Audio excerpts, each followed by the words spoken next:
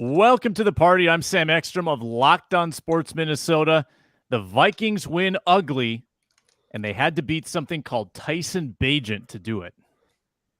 Hey, this is Arif Hasan from the Wide Left Substack, and I have information that Luke Braun hates Jordan Hicks.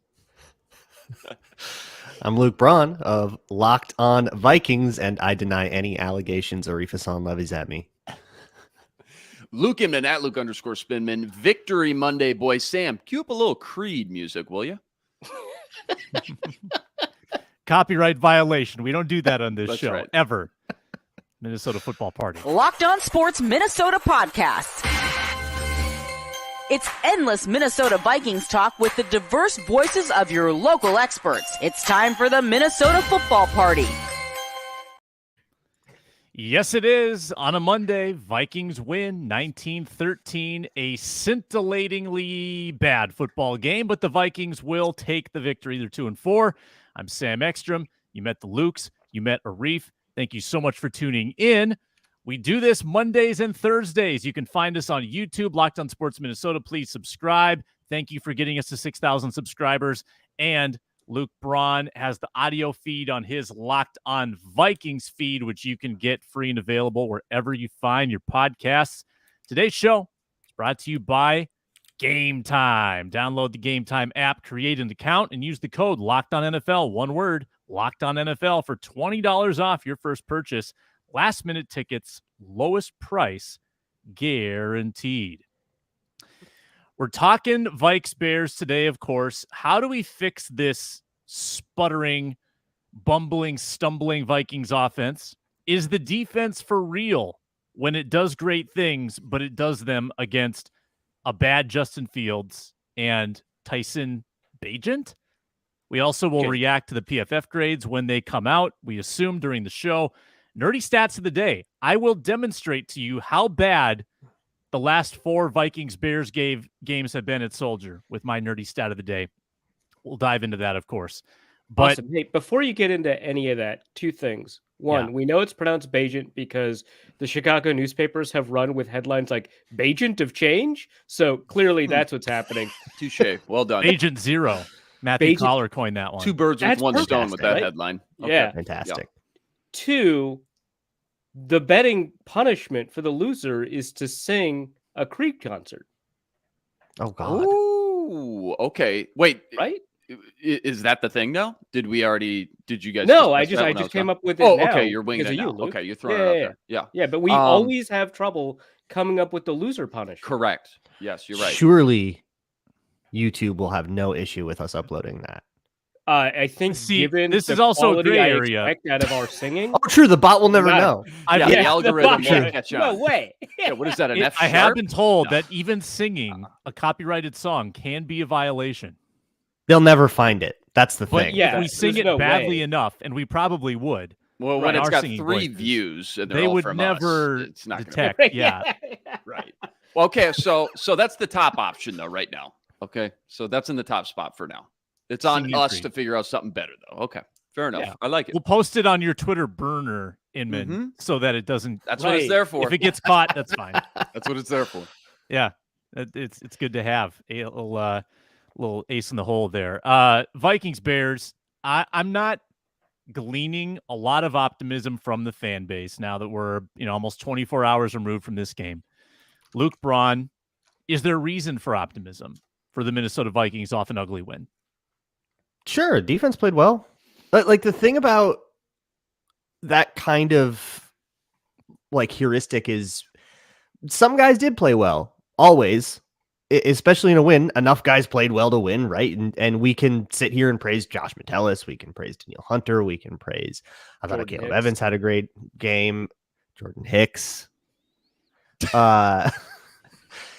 We can talk about all those guys. We talk about the pass protection, which was great, right? Yeah. All of those things are reasons for optimism because they were just genuinely good in the game. Other stuff was really bad, and that's very annoying, but you kind of have to take it thing by thing, right? Thing by thing. You could have been the Commanders. You could have let that team put a 40 burger on you. Could so in that taken sense, Emmanuel Forbes in the first. Oh man. Yeah, I mean, It when the Vikings be took worse. Emmanuel Forbes, they took him in the third, right? Yeah. Like, Right. yeah, Right. That's what we do. way better. Arif Hasan, are you finding reason to buy into the Vikings off of this win? That was a very rosy complexion that Luke Braun just gave us on that victory. What do you think? I mean, I think I'm coming out of the week net positive on the Vikings. I don't know that the win is the reason why. So I would say that, first of all, if you play a mediocre offense and your defense does better than most of the NFL has done against that offense, that's a win. You're good. This is what it looks like when a good defense goes up against a bad offense. So that's the way that you should think about it, right? But second, like I think that unless the Vikings can be consistent on offense, they don't stand a chance, and we don't have much evidence that that's going to be the case. That said, you take a look at ESPN's football power projections or whatever, the football power index, right? And coming off this game, the Vikings already had a 1 in 5 shot at making the playoffs, which seems kind of high, right? That's because the underlying metrics for the Vikings are pretty solid. We've talked about that on the show before. But they needed to win games to make the playoffs. You don't make the playoffs based off of metrics. Well, they won a game, and so now some of the uncertainty is washed away. Now they have a 28.5% chance, according to ESPN's FBI, nearly 1 in 2, right? So that's pretty good. More than 1 in 4, that's pretty good. So given where they are, I don't know that there's any other 2-win team with a higher set of odds than them, and they've got better odds than a number of 3-win teams. So, yeah, I'm kind of optimistic, but some of the concerns that you have about the Vikings are still there. We don't often, and Inman, I'll tee you up with this. We usually, when there's a defensive struggle, we rarely call that a good win. And if there's an offensive shootout where the defenses are bad, we do call that a good win if you win 36-34. So do we overlook these big defensive performances and not give them their just due, I guess? Like, is that something that we need to consider here? Nobody is going to argue that was an ugly game for everyone involved. I think if you're a person rooting for this team to win games, get hot, go on a run, that game didn't really prove much to anyone. And you come out, you beat a team who's won, one game in their last 15 versus a backup D2 rookie quarterback from something called Shepherd University, no less. And you do it by the skin of your teeth. You finally win the turnover battle 3-1, still a 1-possession game. There's still a lot of things that we're going to dissect all week that is more than cause for concern, I think, at this point. We'll get into the run game, the pass game, all those things. But and then if you're a person on the other side, too, by the way, who wanted them to lose games, wanted them to tank for a better draft spot, obviously, that's not what you wanted either. So I think it was just ugly for everybody involved. There is some positives to take, though, and we can get in that a little bit more as we. Arguably, the Vikings have needed a scoop and score to beat Panthers 0-6 and the Bears 1-5. So forgive me if I'm not overly optimistic when this defense has folded against Justin Herbert, folded against the Philadelphia Eagles rushing offense. They haven't exactly held up in the bigger games, and they will play a banged up 49ers team Monday where I think we learn more. Can't we do that the other way, though, too? Yeah, Can't we say, like, the Eagles needed 3 interceptions to beat the Vikings? Does that mean the Eagles had a fraudulent win? Like, I don't like playing that game because, like, they did, though. Like, they won't get another scoop and score that turns out to be the game-winning score. But they did, though. So I'm not exactly where Luke is because the they did, though, isn't useful for, like, projecting for the future. But if we wanted to be fair, we should give them the good losses in addition to taking away the bad wins. Like I think that's fair, right? Like they were somewhat close to the Chiefs. They were pretty close to the Eagles. That's pretty meaningful.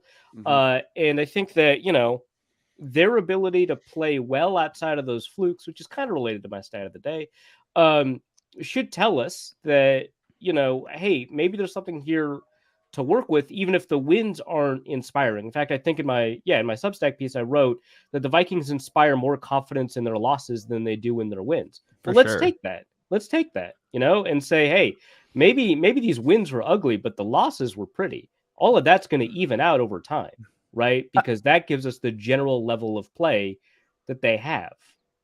Part of it was, so I was kind of grappling with the same thing on Locked On Vikings, Sam, and part of my thought was like, I think the reason, like a lot of times when the Vikings win ugly, especially like last year when they would win ugly, I would be like, yeah, but you know what? It still counts. And you know what? It wouldn't bug me as much as it's bugging me this time. And I was like, why is it? Why does this feel so different? And I think it's the standings. It's because when they win ugly, but they're 7-1, you go, okay, well, they don't really need to do a lot more. They can like, if they are just a 500 team, that's fine. Because if they go 500 from here on out, they probably win the division, blah, blah, blah. But in this case, that can't be true. You can't go 500 from here on out. You need to become a team that's capable of rattling off 6 wins in a row. And that consistency isn't here. So you need them to show you, no, we actually are better than our record. And they didn't play like a team that is better than their record. So I get why that isn't like this doesn't feel like the most convincing thing in the world. And I think for a lot of people, it was never going to be the most convincing thing in the world. You either beat the Bears and everyone goes, oh, it's just the Bears, or you lose to the Bears and everyone goes, links arms and jumps off a bridge together. Either way, you can't exactly come away from this with any like for some people, they just were never going to come away with this from this game with any optimism at all, which is like fine, but you can't exactly say the Vikings didn't meet an expectation of yours. You didn't make that possible, Yeah, no, good point. Have you seen Cousins' stats in the losses versus the wins, by the way? Oh, I'm sure it's insane. It's insane. 11 touchdowns, 2 interceptions in the losses, 340 passing yards per game on average.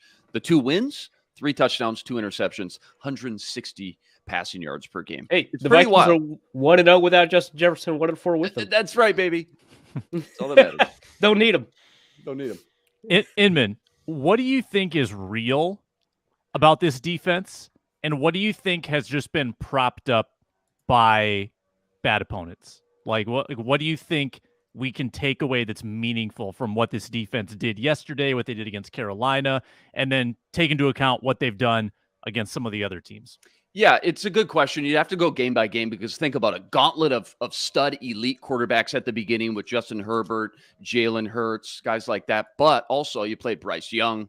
You played obviously a D2 backup quarterback, rookie backup quarterback yesterday. Justin Fields gets knocked out after a quarter and a half. So kind of got to take that game by game. I think the thing I was thinking about yesterday when it came to the defense was if everything was the same yesterday, no JJ, terrible offensive showing, same Bears roster you're facing, would they have won the game with last year's Ed Donatell's defense? And, we can't answer that question, but I'm not sure they do, honestly, with the same scheme that they ran last year with Donatell. And I think you're starting to see this defense, again, granted, backup quarterback for 2.5 quarters. I get all that. But even when Fields was in the game, it felt like they had their way with them up front, and they were creating that consistent pressure we didn't see last year, rushing 4 guys, dropping everyone back every 3rd and long situation. And I think week by week now, you're just starting to see them kind of tighten the screws up. They're getting more comfortable with the checks, the calls, the assignments. They're not thinking so much. They're just going to play football now, and they're starting to play a little freer. I don't want to call it a drastic change by any means, but you're starting to see it little by little. They're starting to play a little bit looser. And the way we kind of expected a Flores defense when we heard the name, Brian Flores was just hired to be the Vikings D coordinator. When we think back to that, I think we're starting to see shades of that and why he was brought in. It's far from perfect. I get that. But the way it was always built from the beginning, I think, was you're going to see a lot of boomer bust play.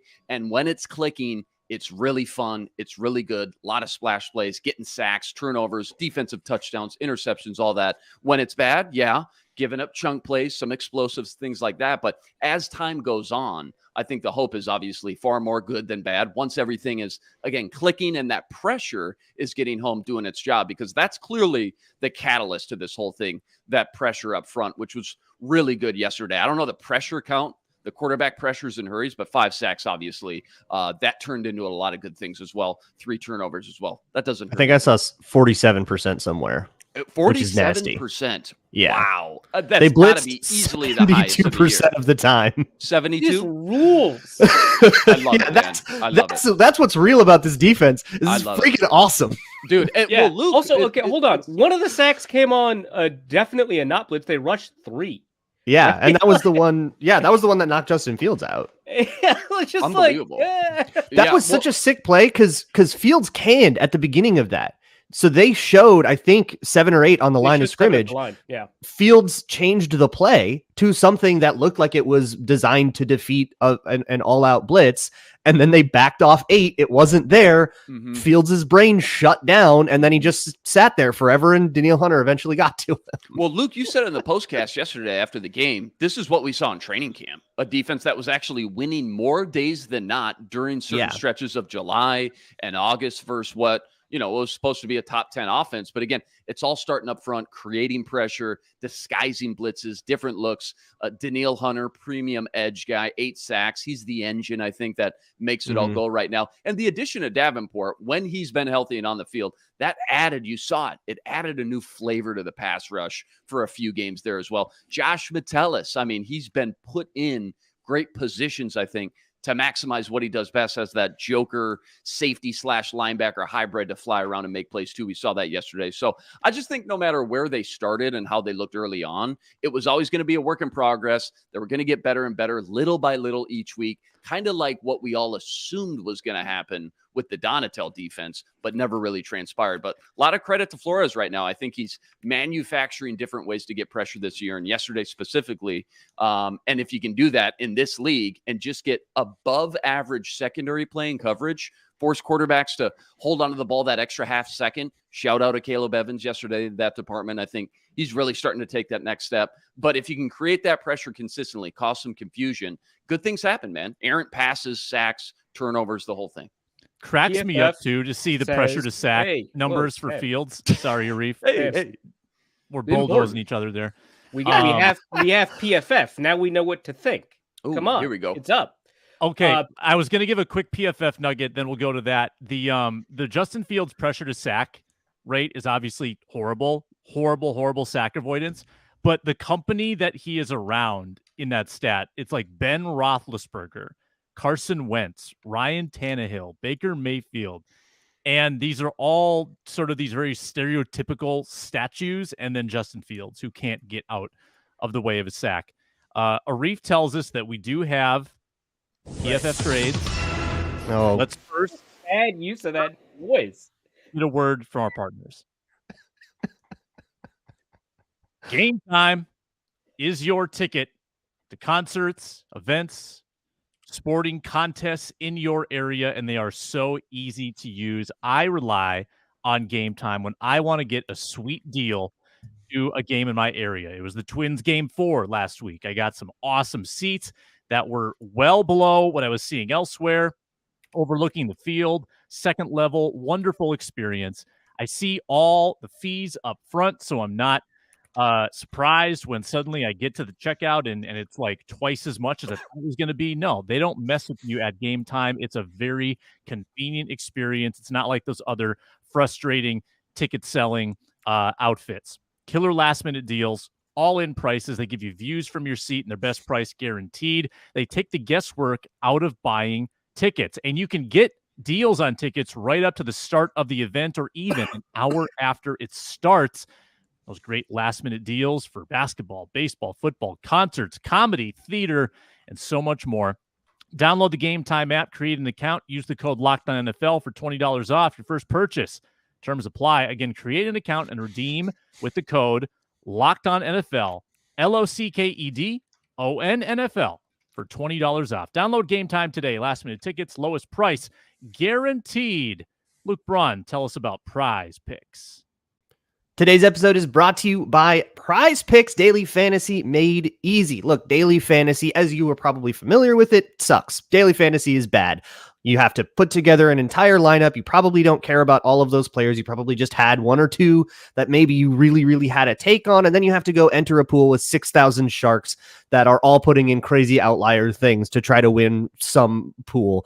It sucks. It's not a fun game. Prize Picks, absolute blast. I've been doing Prize Picks on my show every single week. All you have to do is pick 2 to 6 of your favorite players, and then it's just a more than, less than game against their Prize Picks projection. And those projections can be fantasy points, actual stats, whatever.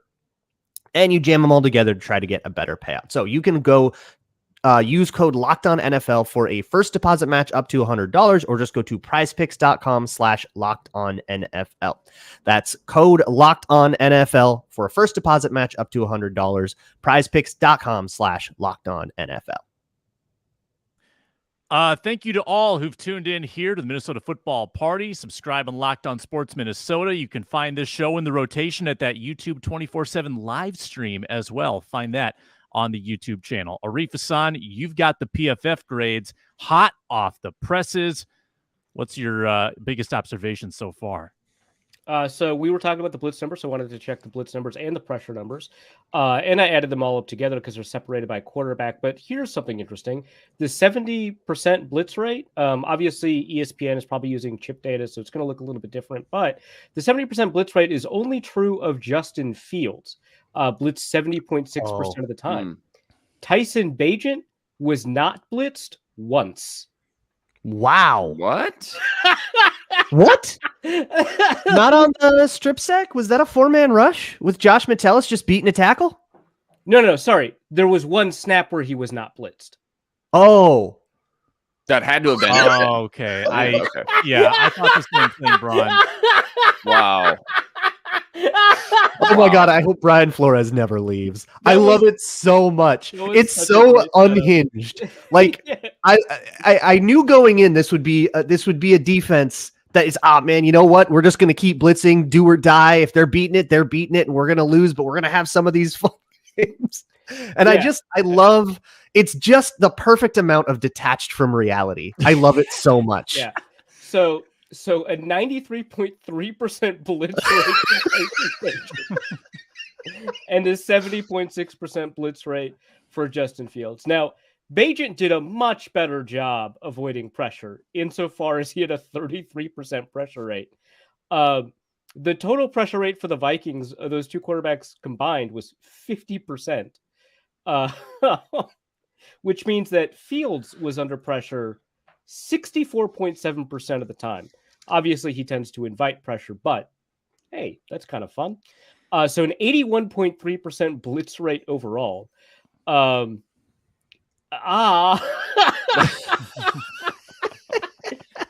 like two of the non-blitzes, they like rushed 3, right? So like they rushed the passer a normal amount of times, maybe 3 snaps. Insane, dude. Insane. I'm here for it. That's fun. It's So just are fun. they calling the Edmonds interception actually a fumble recovery because they didn't charge Kirk with a pick? Yes, That was a fumble that was caught out of the air. correct. That is Okay. how they logged that. Kirk Cousins has done this like periodically throughout his career where he just hacks PFF. Like he has a horrible eye test game and then gets an 83.5 grade yesterday. I actually thought he played well. I'm going to be 100% honest. I didn't know what his PFF was. But like in my piece, I was like, he actually played really well, aside from the lateral. Whatever. So bad. That was. Yeah, that was a bad Right. toss. It was the right move though. Like go get the ball in his hands. He just sailed that thing, which you can't sail it when it's like 4 inches away. Yeah, I still would have just been like, take the sack, bud. But I get where you're coming from. I don't mind. Cam Akers, one guy to beat, and it can turn into a positive play. I take that every time over a sack. It's one of those things where if I saw Teddy do it, I'd be like, yeah. But I saw Kirk do it, and I'm just like, Right. That's not Improvised lateral has Improvised. not been Kirk's Yeah. thing. Like No. he has done this Yeah. before and it never goes well. Mhm. Yeah, like I've 2018, he seen did this. Like I've seen quarterbacks with like an instinct for that sort of thing, and I'm all for it. But Mhm. when I see a quarterback that does not have a history of doing that sort of thing, I'm just like, I don't know if that's where you start, jazz music. Yeah, we're right? gambling today. Okay. All right. But yeah, I actually thought he had like the biggest issue, aside from the fumble pick, the biggest issue for me were the drops, right? The drops, the non-catches, whatever you want to call them. We had we probably have 4 drops in the game. Dude, Madison had 3, didn't he? Was it 3? 2 officially, but could have Two officially. been So 3. so and this is a conversation that I remember Luke had on the timeline. PFF is fairly stringent about what they call a drop, right? Yeah. And so 4 drops is a lot. So they log Madison with 2, Hockinson with 1, Osborne with 1. And those are the ones I remember and wrote about. But also contested catch losses, right? The Vikings did not win a single contested catch. Kirk threw 4 contested targets, right? 0 contested catch points.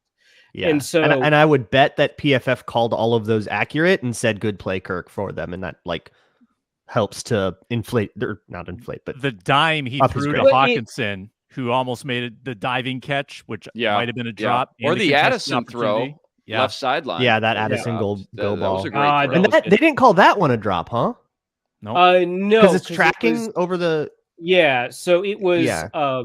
I It's think, any degree of difficulty, and they'll say no, that's not a drop. Yeah, I think that's usually, unless it like literally clatters off both hands, and then a difficult. It's weird, but like that Wes Welker play in the Super Bowl where Giselle was like, "My husband can't throw and catch," which I guess she no longer has to worry about that for multiple reasons. Well, because he's retired, obviously, and they're divorced. Right. But that would count as a drop, even though it's a very high difficulty play because it clatters off of both hands. Here with the Jordan Addison one, it's a high difficulty play, and it's a catchable ball, but they don't count it as that because it's like outside. It's weird, but and I could double check that. But this brings up an interesting conversation, I think, about Hawkinson's reliability, because I think Luke and I fall on a different side of this, right? Because you have Hawkinson's overall catch rate against other tight ends is fairly high, and I don't care about that. I saw what you. No, I don't think we're very far apart on him at all. Okay, yeah, because like I think that if you look at contested catch wins and drops, right, this is the lowest catch rate on those passes that he has had in his career since his rookie year, if we exclude his rookie year, which maybe that's not fair, but he's had a 5-year career. So in 4 years, this is the worst of that rate, despite the fact that this is the lowest adjusted depth of target he's ever had to deal with. Now, I think that he should have a higher depth of target because he's good at, deep balls for a tight end.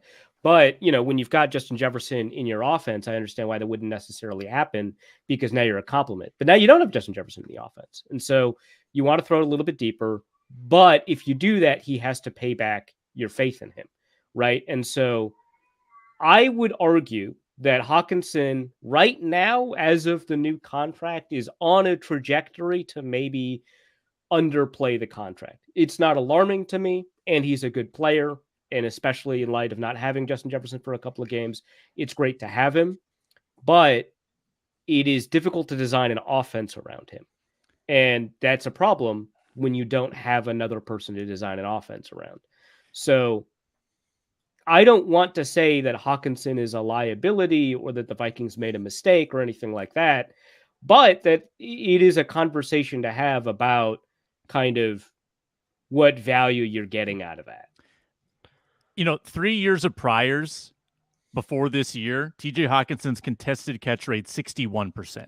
Which I think, Arif, you made that point. Like, let's hang our hat on that for a while longer before we freak out about the 33% this year through 6 games. And it's very high these past 2 games. People wouldn't be focusing on the prior 4 for the past 2. The Chargers interception put people that's soured enough people that now it's an issue. Like, now people are fine tooth combing through every Hockinson target. Yeah. And the argument that I've made about Hockinson, which I'll defer to the 35-minute video that I went super in depth on that's going to be the best version of that argument.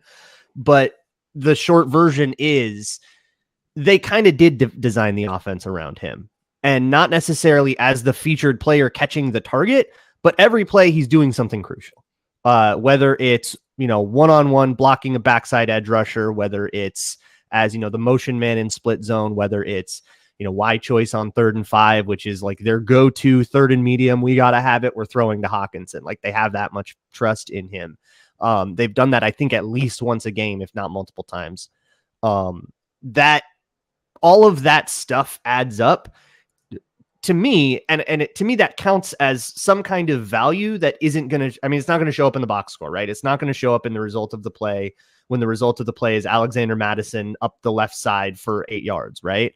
But to me, that does carry some value that adds up over time. Whether or not that is under or overplaying the contract, I don't really care. I think that to actually answer that, I would be making too many arbitrary decisions for my answer to be useful. So whatever. I will add that I think, and I no longer have access to this data, I do think that the plus minus for Vikings passing yards over expected is significantly positive when Hockinson is on the field. So like that would make sense. Okay, yeah. You know, in terms of our ability to track it. Yeah, like he'll do things like he'll chip and then run a double move. Like that is so much to ask of a tight end. Yeah. You're not doing that with Cole Kmet. I'm sorry. Wait, you mean 85? Yeah, 85 in Chicago is not doing that, right? You're not doing that if Johnny Munt is the dude. Right. And I think that can work in stress defenses. That's crazy. No, that's insane. He did that multiple times in the Chiefs game. He chipped and then ran stick nod and actually caught the ball on one of them. Oh no, actually he didn't catch the ball on one of them very famously. That's what it was. But he can. Pal, maybe you could only ask him to do 2 things on a play. It's like, okay, well, maybe that's a little much to ask of a tight end. Maybe we're going a little too crazy. Maybe we get back to the basics here. Maybe we simplify. Just max 2 things. Chip, double move, or catch. Yeah, pick 2. But like that's where my argument lies with Hockinson. But that doesn't mean that not bringing in those balls isn't bad. Like I say it every time. Like it hit you in the catching parts, you got to catch it. So we can mark those down as negative reps and then move on. But I want people to take in the holistic, like take in every play, right? Not just the ones you remember. Mm-hmm. So I will say on those plays, you know, someone in my replies made a pretty good point, which is that, and ultimately I didn't agree with it, but it's worth discussing, that his ability to get to those plays is not common among tight ends, right? His ability to be in that's kind of what I'm getting at. Be in a spot where that's that already rare. That's you can't always get that, right? And so he does deserve some credit for being there. The problem is that the Vikings have given him that credit and are now designing their offense around that concept and are now relying on him to execute on being there, right? And so once you have the ability to do something rare, right, and now that is a thing that people ask of you consistently and you're being compensated for it, and there are costs to you not doing it, now you have to do it, right? That's the job now, right? It no longer becomes a really interesting rookie highlight reel, right? Now, it's same thing with George Pickens, right? Oh, cool. You got like 500 yards, all in contested catches, some of the most amazing stuff I've ever seen as a rookie. All right, you're the offense now. And now George Pickens kind of sucks, right?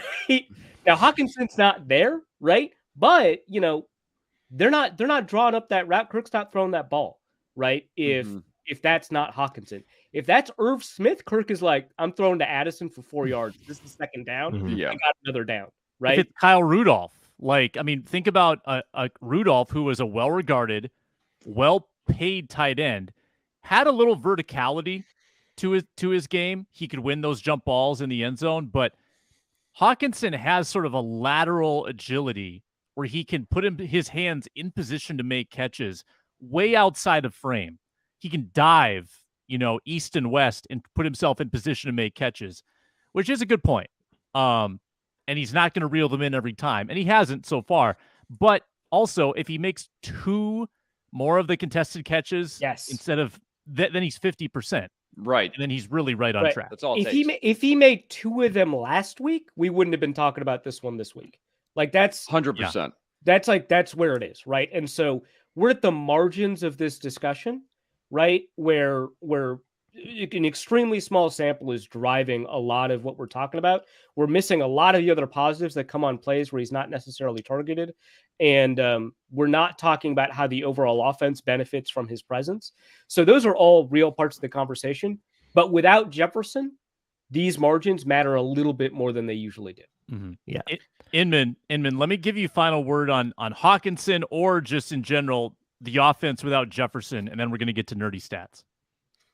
Yeah, I don't know where you point the finger, really. I mean, you can pick on the running game all you want. Madison just doesn't look like, I don't know. Kevin O'Connell, I think at the end of the day, just to kind of keep this short and sweet, needs to scheme up something different in the run game, start switching things up, because what they're doing right now just isn't working. In the pass game, you kind of touched on a lot of great stuff with Hockinson. Just to repeat the obvious, we all know JJ was the guy who bailed you out when you needed a play. Okay, so he's gone. So who's the next guy that's going to step up right now?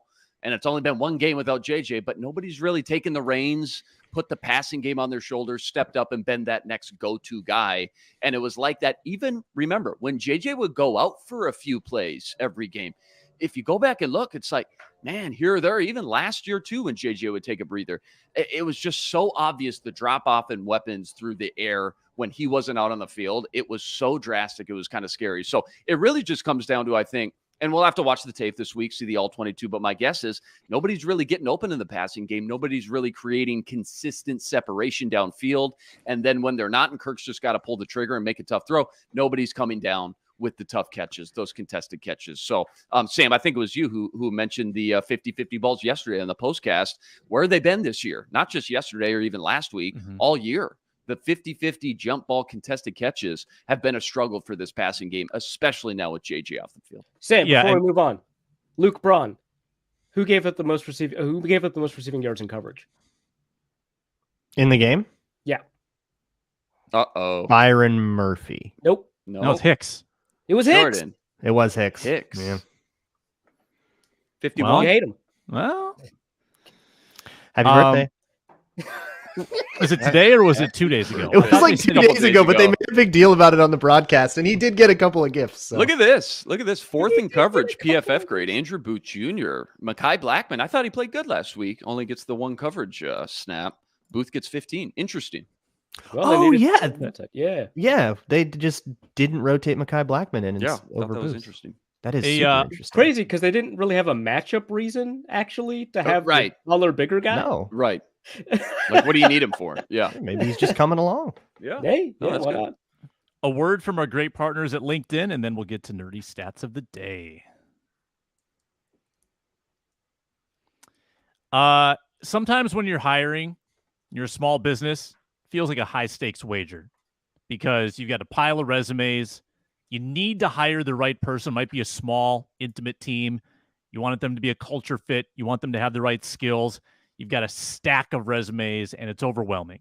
Well, LinkedIn Jobs can help with that. They're going to help you find the right people for your team faster and for free. You add your job in the purple hashtag hiring frame to your LinkedIn profile to spread the word that you're hiring.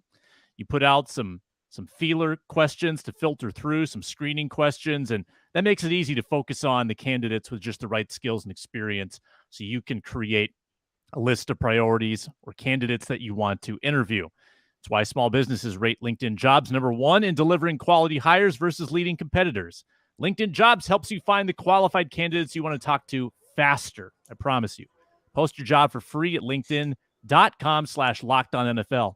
LinkedIn.com/LockedOnNFL to post your job for free. Terms and conditions apply.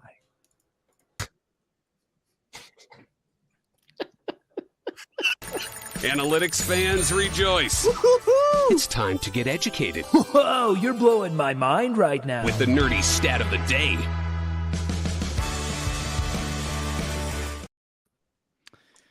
Arif, Hasan, before the show, you used the big word, quotidian. You're a man of great vocabulary. Do you know what enucleate means? Oh, my God. Enucleate? That sounds like impregnate and nucleus at the same time. So to introduce a core concept? I don't know, man. You're on the wrong track. Surgical removal of the eye.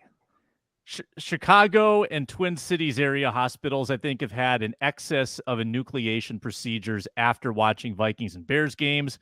I think the stats would support that because the last 4 Vikings-Bears games at Soldier have been bad. How bad, do you ask? This is how bad. This is my nerdy stat of the day. The league low in yards per play last year, Houston Texans offense, 4.75 yards per play. League worst.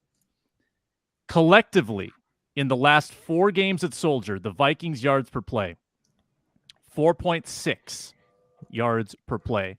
And they've won all 4 games because the Chicago Bears offense in those 4 collectively, 4.2 yards per play.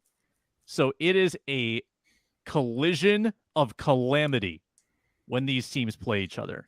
And yesterday was no better. Wow. The Vikings have not lost in Soldier Field since drafting DJ Wanham. He's there for specifically these games.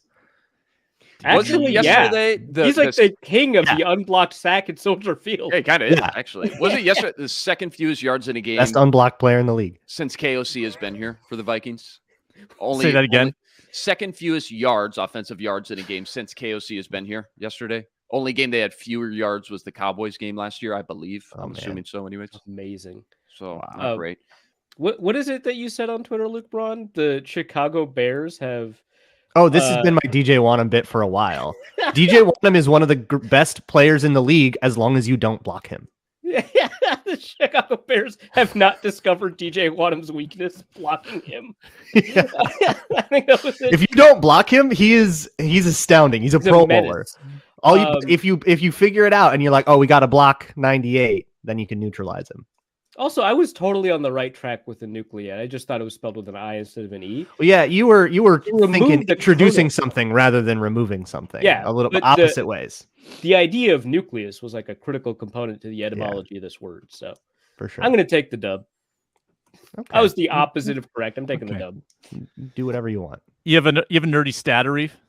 I did, and then I felt bad. Is it Jordan Hicks related? What? No. You have a conscience? Yeah, wait. No. You rattled my confidence with the definition thing. Oh. Clearly I'm hurting. No. So if you take the Vikings EPA, right? The net EPA, offensive EPA, defensive EPA, which of course is just, the expected points added accumulated over the course of the game. The expected points is how many points any team is expected to score from any particular down and distance and field position. The expected points added is the difference from play to play, all added up. So defensively, you want lower expected points per play, negative even.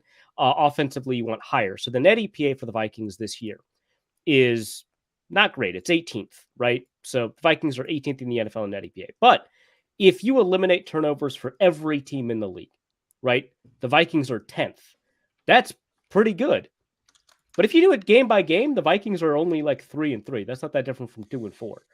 And if you reintroduce turnovers, the Vikings are still 3-3. That's not different than 2-4. So I don't know what to do with any of this. That's my nerdy stat of the day. That is interesting, though. Great. I'm glad.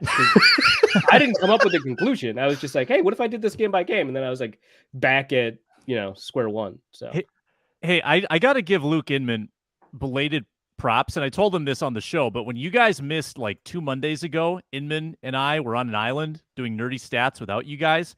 Inman busted out like red zone EPA versus between the 20s EPA. And it was so Arifian. Yeah, it was a one-time thing, man. Don't get used to it. It was great. I just had to, again, unlike the passing game, I had to put the team on my shoulders when Arif and Luke Braun weren't here. And I just had to step up, man. Contested catch rate. Next man up. Let's go. Yeah.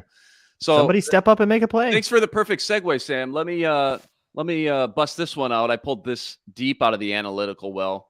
6 weeks into the season, the Vikings are one of only 2 teams without a rushing touchdown this year. How about that? Wow. Any guesses?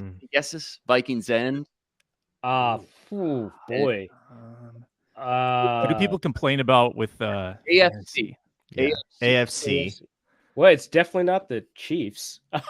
It is not the Chiefs. It is not the Chiefs. Not the AFC West. So not the AFC West. Okay. Chargers. It's not the Texans. Steelers? Just said not the AFC West.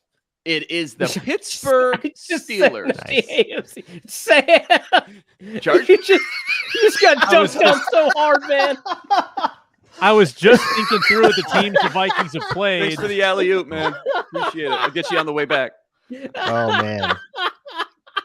Yeah, what's Luke, going on with Luke- Najee Harris? Luke did that so kindly That too. was great. That was great. 4 of their 6 games this year, they've had 0 rushes for 10 yards or more. Their season-long run is 17 yards, bottom 3. So just no splash plays, man, in the run game. Got to get something going. Well, Be I mean, better. Figure it Najee out. Harris isn't good, but also the run blocking isn't good. No, that's true. So Their O-line that's- was atrocious last year. It's not as bad this year, but it's still nowhere close to being good.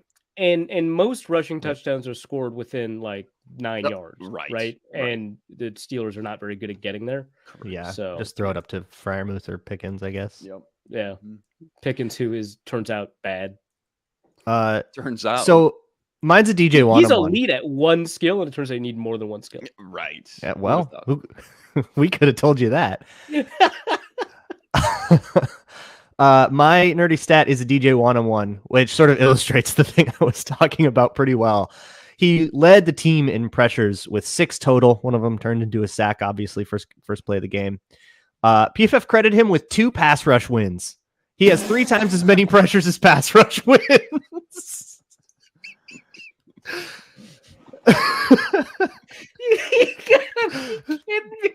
That is so perfect. I hope I hope he never changes. I hope that is every game. I'll take that game every time. Whatever. What's amazing is that like clearly a big part of this is like Marcus Davenport is here, and he got like the worst PFF grade, like period. I think out of anybody on the Vikings. Really?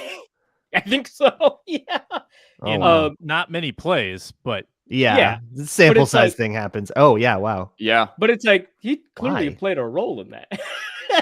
Right. Right. Oh my god, they killed him in run defense. Thought he did okay in pass defense. All right, sure. Yeah, why not? in our closing moments, I think we have about 9 seconds, Arif, for you to gloat about your parlay win. Oh, did I win the parlay? Oh, that's great. Yeah. No, I had no idea. That's cool. I think I picked Jalen Hurts anytime touchdown, which was nice. So you scored like right away, which is pretty cool. And Jacksonville -4.5, which I figured, hey, Gardner Minshew probably isn't gonna. Nobody else ever bets on the Jags. So. Never. No, Not on this so- show. No. What did somebody take the other side of that bet? The Colts bet? Anybody? I don't know. We're out of time. Anybody? I thi- No, we got a no, minute no. left. We got a little bit of time. Did anyone take the Colts bet? Do you think, Sam? Anybody? Sam, you know? Let me check my. You You know what's records. hilarious is Sam is I crushing closed the out San accidentally. Francisco bet. This win the game and be the first team to score. But you know You're what? San crushing that. Francisco actually lost. So Minshew Okay, correct. let me But- down. Like, didn't want to let me down, like completely. Well, okay, so but there was Minshew one just game. knew that I was going to be brokenhearted if the I- Colts won and San Francisco blew it like that. The San Fran hit rate though has been incredible. Yeah. I do recall that I probably wasn't the only one who was still active for that final game with the Eagles, right? Somebody else was in there, right? Somebody had Luke, was it you? You had Eagles -7? I did. How'd that go? So condescending. Not great. Cool. So How'd that go, I dude? was the only one who won. That's crazy. Mm. Inman had a good Hockinson, instinct man. on Tyrod. Yeah, I I- just didn't get Hockinson. Well, remember my first instinct was Minshew mania, and you sniped me. I threw a little hissy fit there. But yeah, Tyrod was plan B. That worked out. Hockinson, man, you always get gritty on those props. You go, oh, another 10 yards, no big deal, right? I already like him. I love the matchup. Another 10 yards gets me another $100 in value. Should have He went gets- plus 50. If What he would've hauls happened, in that Sam? 2nd and 19, I know. I don't want to talk about it. that's All the right? difference. We'll be back on Thursday. We'll give Arif a chance to talk more then. Probably not though. Actually, thank you. I got to a New Luke. Year's stat of the day for you, bud. It's I'm just Arif's the work. mythical dollars in the parlay. Yeah, Arif, did you know this is not real money? You are aware, right? The Ron Yeah, that's Johnson why I proposed show. a loser punishment earlier in the show. Find the audio of this on the Locked On Vikings audio feed. Ron Johnson show here tomorrow. Minnesota basketball party Wednesdays, and we're back on Thursdays with the Minnesota football party. Subscribe on YouTube as well, and Locked On Sports Minnesota. Thanks to Luke, and Arif. I'm Sam Ekstrom. Talk to you next time on the Minnesota football party.